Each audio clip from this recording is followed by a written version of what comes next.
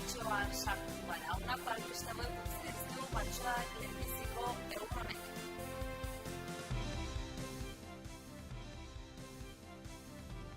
Beratik bian araño lurralde osoa hartu zuen atzo elurteak. Goiz osoan zehar arazoa sortu ziren errepide sare nagusian eta arratsaldean Nazional 121 errepidean beraparean Irungo noranzkoan trafikoak geldirik egon zen ordu batzuz. Esa urtegiaren segurtasuna erabatekoa dela dio ingurumenerako estatuko idazkariak.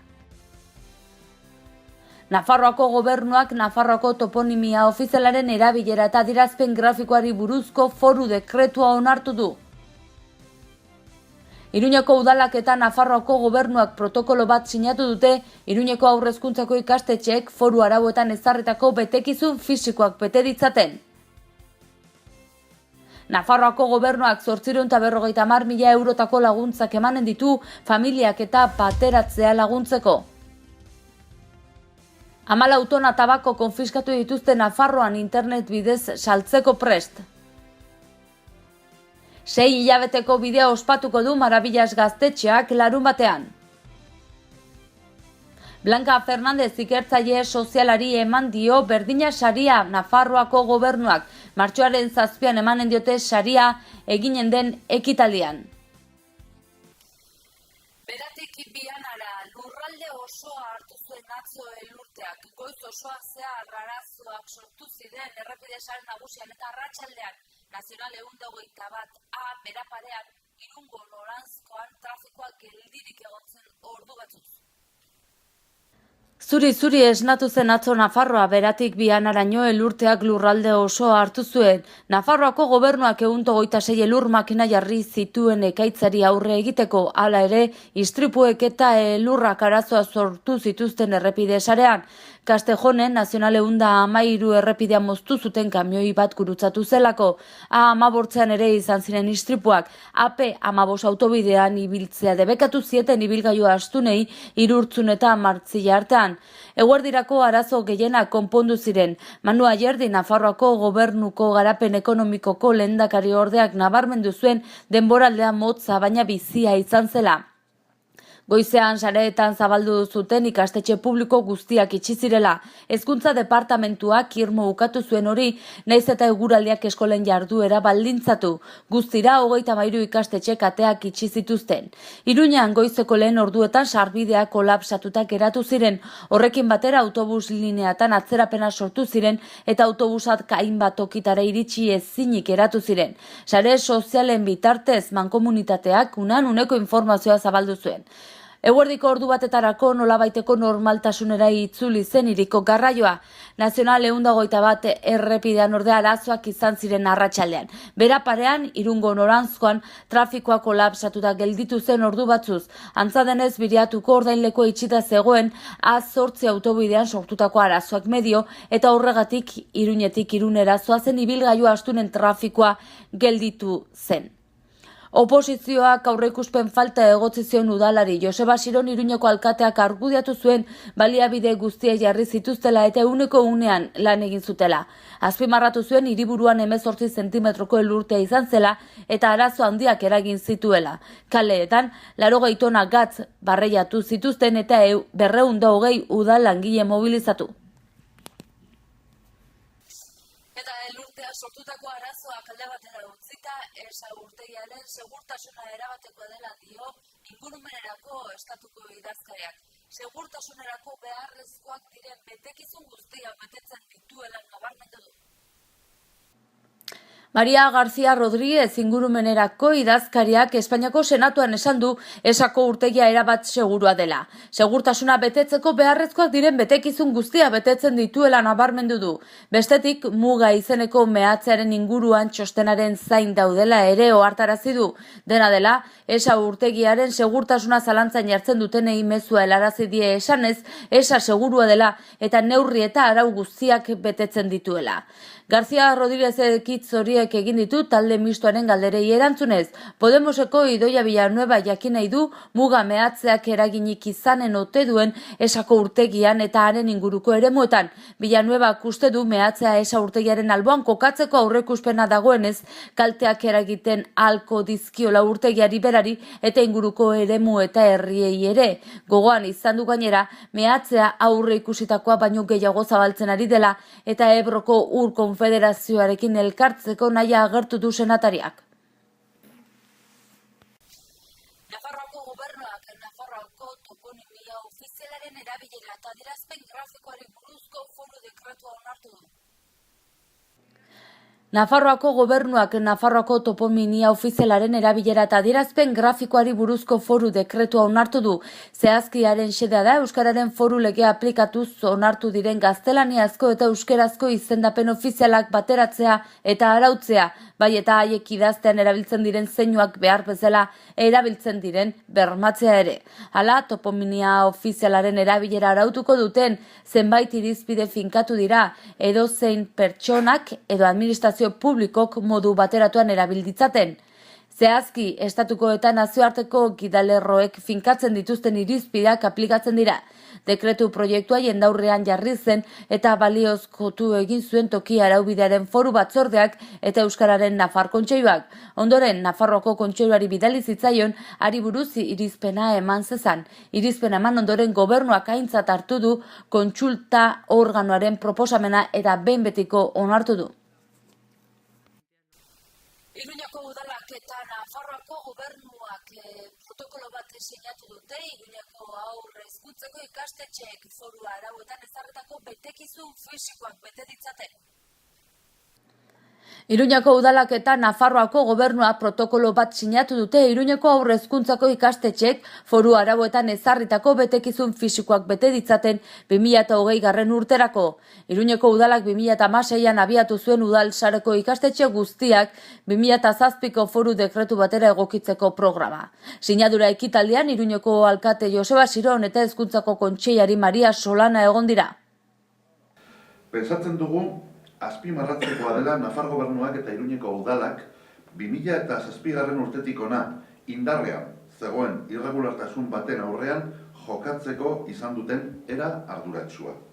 Ardura eta ahalegin hauek bat datoz bestalde kalitatezko haur heziketa on bat lortzeko Iruñeko udala egiten ari den lanarekin. Lan honi esker dagoeneko Iruñeko haur eskolak erreferente bat bilakatu dira estatu mailan.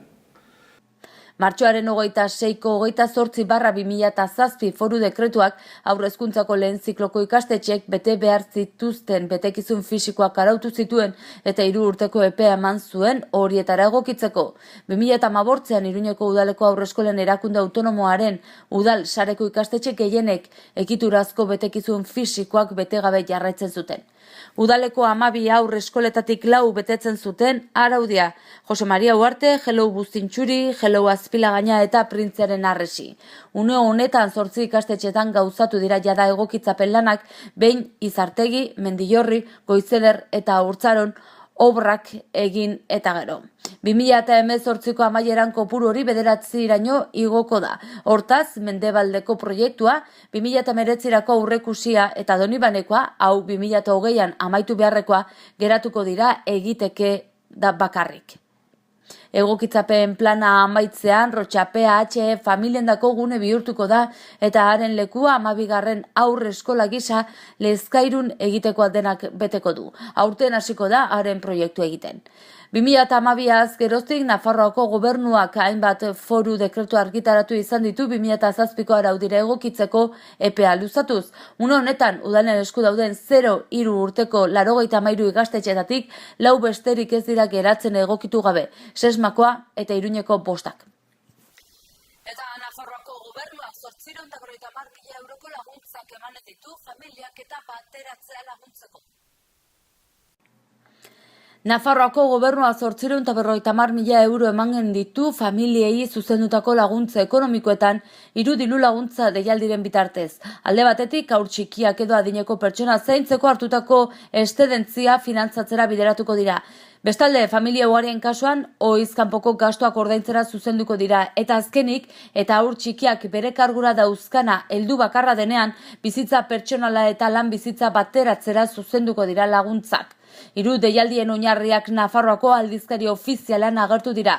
Laguntzen ematea banan-banako ebaluazio erregimenean egingo da kasu guztietan. Hortaz, aurkeztutako ordenari jarraiki tramitatu eta ebatzeko dira espedienteak eta beti horietara aurrekontu kreditua dagoen bitartean. Hala ere, baliabideak agortuz gero dagozkion zuzkidura handiagotu ahal izango da. Diru kopuru handiena jaso duen deialdia 525.000 eurotako aurrekontuarekin adin txikiko aurrak eta lehen graduko familiar heldua zaintzeko hartutako eszedentzierako laguntzena izan da. Laguntza ekonomikoa, zuzenekoa eta aldizkakoa izango da langileen lan eta familia bizitza bateratzeko neurri osagarri gisa. Laguntza gehienez ere 650,54 eurokoa izango da. Bigarren deialdia familia ugarien ohiz kanpoko gastu beharrezkoak ordaintzera zuzentzen da 2018an zehar eta 200.000 eurotako zuzkidura dauka. Laguntzak 120 eta 600 euro artekoak izango dira gastu motaren eta familien errentaren arabera. Azkenik eta 3. laguntza motari dagokionean 125.000 eurotako aurrekontuarekin berari asko beharrak dauzkaten aurrak dituzten familiei zuzentzen zaizkie laguntzak, bizitza pertsonala, bizitza familiarra eta lan bizitza bateratzeko zailtasuna dituztenak aurren kargura heldu bakarra dagoen kasuetan. Familia errentaren arabera ezartzen dira kopuruak 502 eta 800 euro artean. Albiste gehiago utzi dizkigu martxoaren lehenbiziko egun honek, 14 tona tabako konfiskatu dituzte Nafarroan internet bidez saltzeko prest.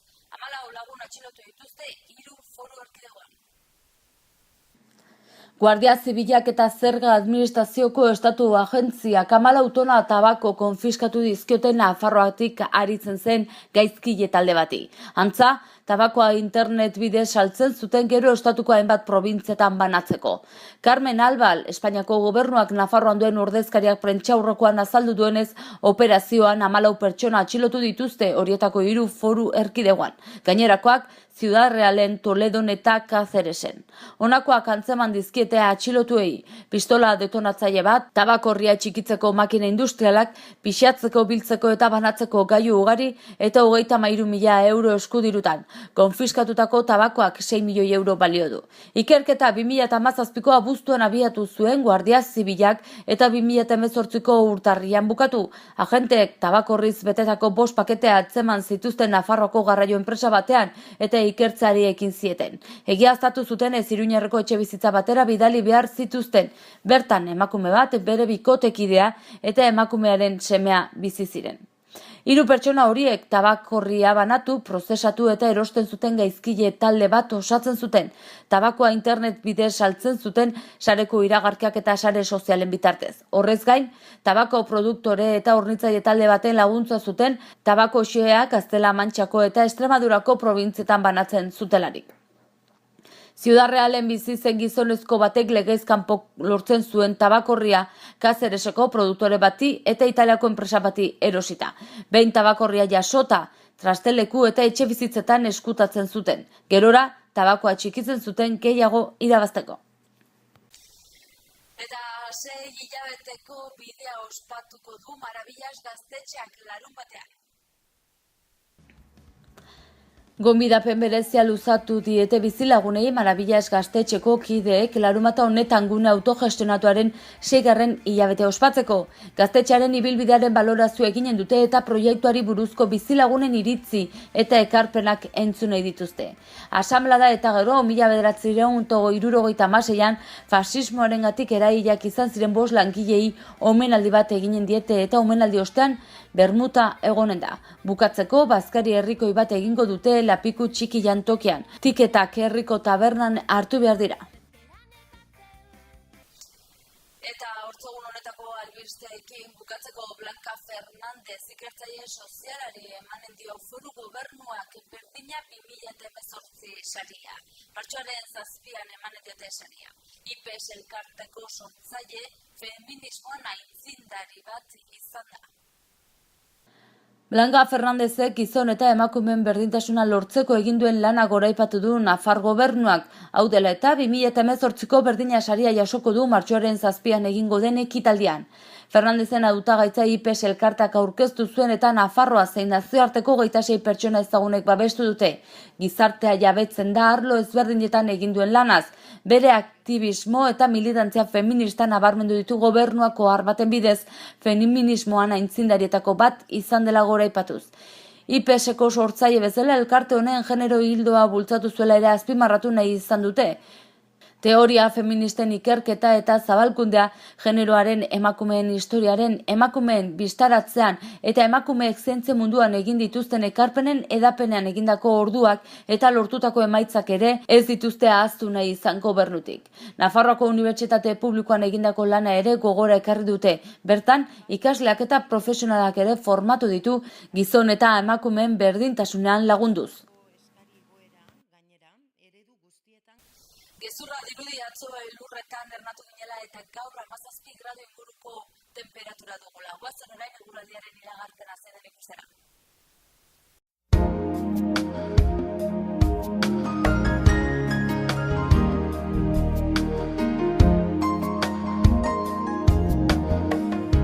Zeruan lainotsu egongo da, goizean erdi mailako lainoak eta goi lainoak gailenduko dira eta euria urria izango da.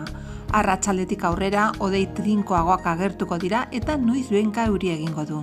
Hego haizea indartsu ibiliko da bolada gogorrekin. Tenperaturan nabarmen edo asko igoko da. Ostiralean hodeiak eta ostarteak, goizean eguzkitsu egongo da tarteka. Arratsaldetik aurrera hodeiak ugarituz joango dira eta gauean zerua oso lainotsu egongo da. Egunaren amaieran euria egingo du. Hego haizea indartsu ibiliko da, temperatura gutxi jaitsiko da. Martxoak bat gaur hortzeguna, guazen egunak utzizkiun albisten errepasoa egitera titularrekin.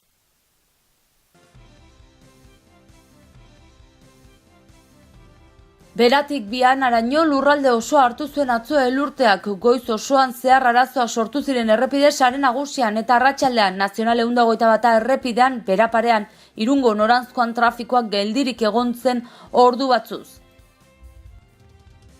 Esa urtegiaren segurtasuna erabatekoa dela dio ingurumenerako estatuko idazkariak.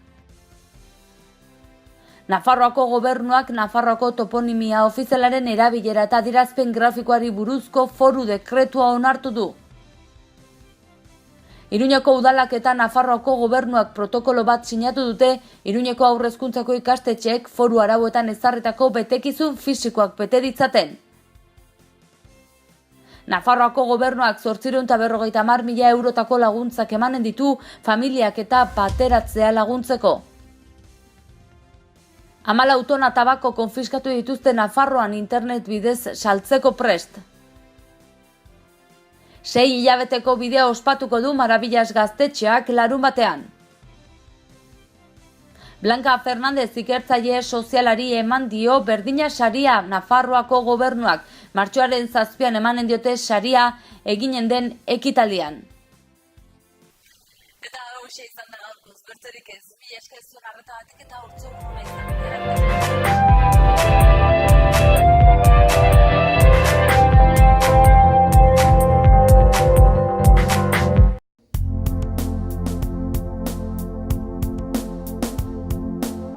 Gorritxon atsedenerako sistema hoberenak eta loaldi egoki batendako beharrezkoak diren produktuak aurkituko dituzu. 40 urte daramatzagu punta-puntako materialak eta marka hoberenak bezeroaren eskura jartzen. Deskansatzeko sistemetan aditua gara, sofak, koltsoiak, somierrak. Hurbildu eta eskuzabali jasoko zaitugu. Iruña, Gorritxo.